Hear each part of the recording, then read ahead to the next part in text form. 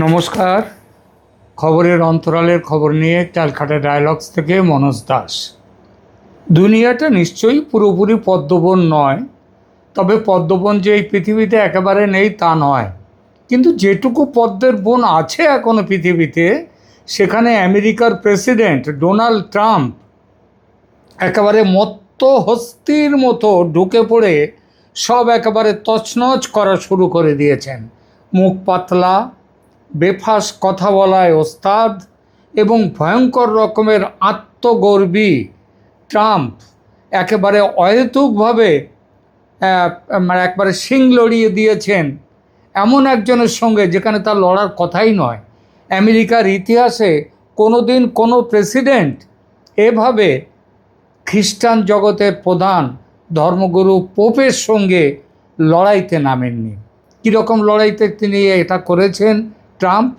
তাহলে ট্রাম্প কিছু মন্তব্য করেছেন পোপকে নিয়ে, যা নিয়ে বিশ্বজুড়ে একেবারে সমালোচনার ঢেউ উঠেছে, যার জন্য আমেরিকার ঘনিষ্ঠ ইউরোপের দেশগুলো ট্রাম্পের থেকে দূরত্ব তৈরি করছে, এমন দূরত্ব যেটা আগে কখনো দেখা যায়নি।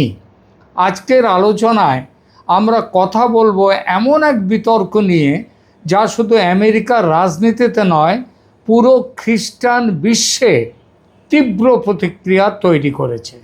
ঘটনার কেন্দ্রে আগেই বলেছি আছেন আমেরিকার মত্ত হস্তি কিংবা খ্যাপা ষাঁড়ও বলতে পারেন সেই ডোনাল্ড ট্রাম্প, আর অন্য পাশে আছেন পোপ লিও চতুর্দশ, ক্যাথলিক চার্চের সর্বোচ্চ ধর্মীয় নেতা। ট্রাম্প প্রকাশ্যে আক্রমণ করে বলেছেন তিনি অপরাধের প্রশ্নে দুর্বল আর পররাষ্ট্রনীতিতে ভয়াবহ। কাকে বলেছেন? পোপকে। পোপের অপরাধটা কি? পোপ এই যে ডোনাল্ড ট্রাম্পের ইরানে যেভাবে লড়াই করতে নেমে গেছেন এর বিরোধিতা করেছিলেন, বলেছিলেন যুদ্ধ নয়, শান্তি হচ্ছে সবচেয়ে বড় পথ, পৃথিবীর দরকার সেইটাই। ইরানে যেভাবে আমেরিকা যুদ্ধে নেমেছে এই যুদ্ধের তিনি সমালোচনা করেছেন, বলেছেন এই যুদ্ধ এই বিশ্ব মানব জাতির জন্য এটা দরকার, এটা খুবই খারাপ, এটা আদৌ দরকার নয়। এই মন্তব্যের প্রশ্নে উত্তরে ট্রাম্প পোপকে বলেছেন যে তিনি অপরাধীদের জন্য দুর্বল আর পররাষ্ট্র নীতিতে তার কোনো ভয়াবহ অবস্থান, মানে পোপের কোনো জ্ঞান নেই। এই মন্তব্যের পরে বিতর্ক শুধু রাজনীতির মধ্যে সীমাবদ্ধ থাকেনি, এটা ধর্মীয় মর্যাদা, কূটনৈতিক শালীনতা আর পাশ্চাত্য জোট রাজনীতির প্রশ্নেও বড় আলোচনায় পরিণত হয়েছে। দেখুন, রাজনৈতিক নেতারা একে অন্যকে আক্রমণ করেন, এটা নতুন কিছু নয়, কিন্তু একজন মার্কিন প্রেসিডেন্ট যখন কোনো প্রয়োজন ছাড়াই সরাসরি পোপকে নিশানা করেন তখন বিষয়টা অন্য মাত্রা পায়। কারণ পোপ শুধু একজন ধর্মীয় নেতা নন, বিশেষ করে ইউরোপের বহু দেশের কাছে তিনি হচ্ছেন নৈতিক কণ্ঠস্বর এবং যুদ্ধের শান্তির বার্তা নিয়ে আসেন তিনি, এবং যুদ্ধের বিরুদ্ধে তার অবস্থান অত্যন্ত স্পষ্ট, প্রতীকী অবস্থান। এই জায়গায় দাঁড়িয়ে ট্রাম্পের ভাষা অনেকের কাছেই অশোভন, অতিরিক্ত অহংকারী, আত্মগর্বী, ব্যক্তিকেন্দ্রিক বলে মনে হয়েছে। এখন প্রশ্ন হলো, ট্রাম্প এত ক্ষুব্ধ হলেন কেন? আমি যেটা বললাম একটু আগে, সমস্ত প্রতিবেদনই সেই কথাই বলছে। বিরোধের মূল জায়গা ছিল ইরান যুদ্ধ বিষয়ক পোপের বক্তব্য এবং ট্রাম্প প্রশাসনের কিছু নীতির বিরুদ্ধে পোপের সমালোচনা। পোপ লিও ট্রাম্পের যুদ্ধ ও হুমকির রাজনীতি, যেভাবে ট্রাম্প হুমকি দেন সেইটাকে তিনি সমালোচনা করেছেন। তিনি বলেছেন যে এই হুমকি না দিয়ে, যুদ্ধ না করে শান্তি আলোচনা একবার নয় বারবার করতে হবে। এবং তিনি আরও বলেছেন সেটা ট্রাম্পের অভিবাসন নীতি নিয়ে তিনি ট্রাম্প যে অবস্থান নিয়েছেন তারও সমালোচনা তিনি করেছেন, সেগুলো এর আগে। অর্থাৎ পোপ এমন এক নৈতিক অবস্থান নিয়েছিলেন যা ট্রাম্পের শক্তিমান আক্রমণাত্মক রাজনীতির ভাষার সঙ্গে মানে গুতিয়ে দেওয়ার, যুদ্ধে নামার, হুমকি দেওয়ার এই ভাষার বিরুদ্ধে পোপের যে কথা সেগুলো সরাসরি সংঘাত। এরপর ট্রাম্প যা করলেন সেটা একেবারে আগুনে ঘি ঢেলে দিল। তিনি শুধু পোপকে দুর্বল মানে উইক বলেননি, বরং এমন ইঙ্গিত দিয়েছেন যে পোপের রাজনীতি না করে ধর্মের দায়িত্বে মন দেওয়া উচিত, এই কথা তিনি বলেছেন। এখানেই অনেকে বলেছেন মানেটা দাঁড়াচ্ছে, এই মানে দাঁড়াচ্ছে যে তার মতের বিরুদ্ধে যেই যাক তাকে তিনি সহ্য করতে পারবেন না। সে ব্যক্তি রাজনৈতিক প্রতিদ্বন্দ্বী হন, বিচারক হন কিংবা পোপ হন, যেই হন। আর এই ধারণা আরও জোরালো হয় যখন দেখা যায় পোপের সমালোচনার পর ট্রাম্প আরও একটা ভয়ঙ্কর কাজ করেছেন। ভয়ঙ্কর কাজটা কি জানেন? একটা তিনি এআই দিয়ে একটা ছবি তৈরি করিয়েছেন, করে সেই ছবিটা আবার নিজের ট্রুথ সোশ্যাল সেখানে পোস্ট করেছেন। সেই ছবিটা কি? আগেই বলি এআই ছবি। এটাই তিনি নিজেকে যিশু খ্রিস্ট বানিয়েছেন। যিশু খ্রিস্ট ছবিতে ট্রাম্পকে দেখানো হয়েছে যেন তিনি এক অলৌকিক ক্ষমতাধর ত্রাণকর্তা, কারো মাথায় হাত রেখে একজনের মাথায় আশীর্বাদ বা আরোগ্য দিচ্ছেন। মানে যীশুখ্রিস্ট, কোনো ধর্মীয় যীশুখ্রিস্ট যখন কারোর মাথায় হাত রেখে আশীর্বাদ করেন, তিনি নিজেকে সেই যীশুখ্রিস্টের জায়গায় তুলে নিয়েছেন। সেই ছবি করে তিনি কারোর মাথায় হাত দিয়ে তাকে আশীর্বাদ করছেন, এমন একটা ভঙ্গি। কিছু বর্ণনায় এখানে ধর্মীয় আবহের সঙ্গে এখানে দেখা যাচ্ছে ধর্মের ব্যাপারটা আছে, আবার আমেরিকার ন্যাশনাল ফ্ল্যাগও আছে তার মধ্যে। আমরা ছবিটা একবার একটু দেখিয়ে দিই, ছবিটা দেখে নিন।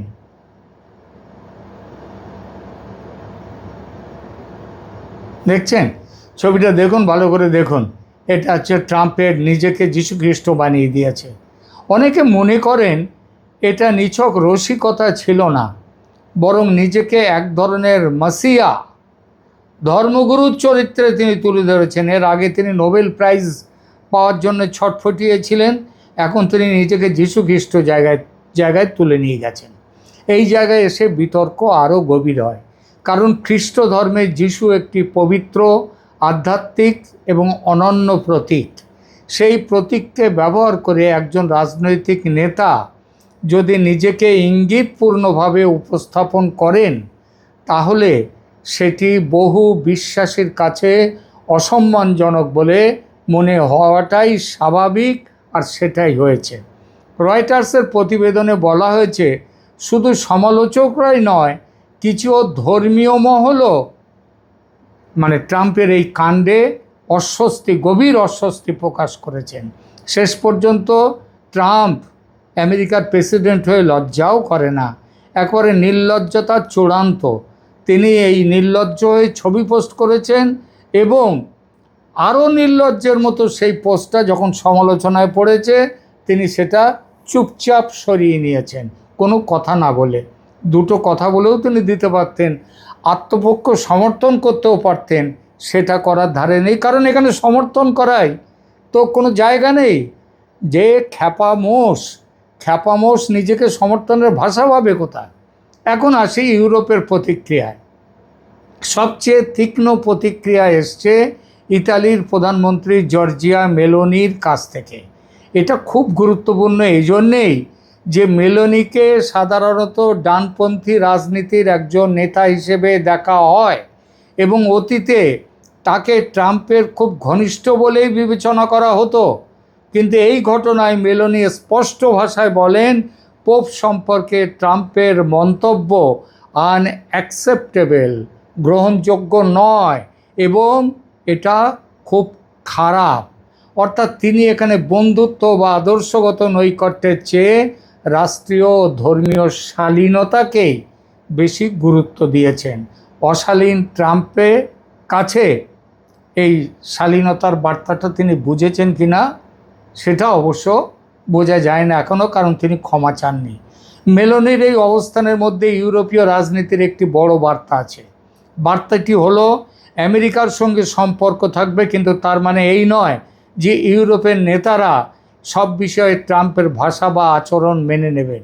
বিশেষ করে পোপকে নিয়ে অপমানজনক বা তাচ্ছিল্যপূর্ণ কথা বললে ইতালির মতো দেশে সেটা সহজে গ্রহণযোগ্য হবে না, কারণ ভ্যাটিকান এবং ক্যাথলিক ঐতিহ্য ইতালির রাজনৈতিক সাংস্কৃতিক বাস্তবতার খুব কাছের অংশ।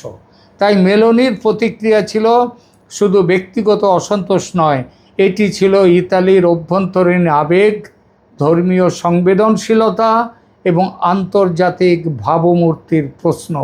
এখানে আরেকটি ব্যাপার খেয়াল করার মতো, ইউরোপের বহু দেশ আগে থেকেই ট্রাম্পের কূটনৈতিক ভাষা, মানে আরও বাংলা করে বললে বলা যায় তার নোংরা ভাষা, তার যুদ্ধ সংক্রান্ত হুমকি, অবস্থান এবং জোট রাজনীতিকে দেখার পদ্ধতি নিয়ে অস্বস্তিতে ছিল। এই পোপ সংক্রান্ত ঘটনা সেই অস্বস্তিকে নতুন করে সামনে নিয়ে এসেছে।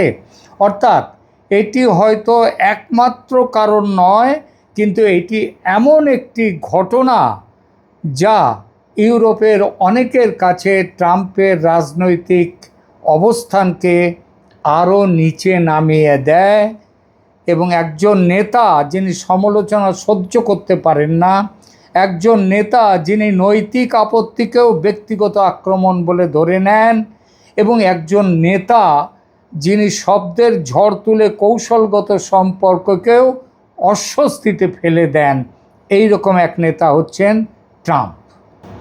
এখন অনেকে বলতে পারেন ট্রাম্প তো এমন ভাষাই সবসময় ব্যবহার করেন, নতুন কি?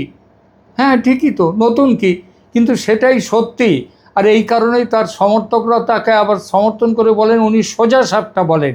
কিন্তু রাজনীতির সোজা সাপটার ব্যাপার নয়, রাজনীতিতে ভদ্রতা, সভ্যতা, নৈতিকতা এগুলো একটা বড় ব্যাপার।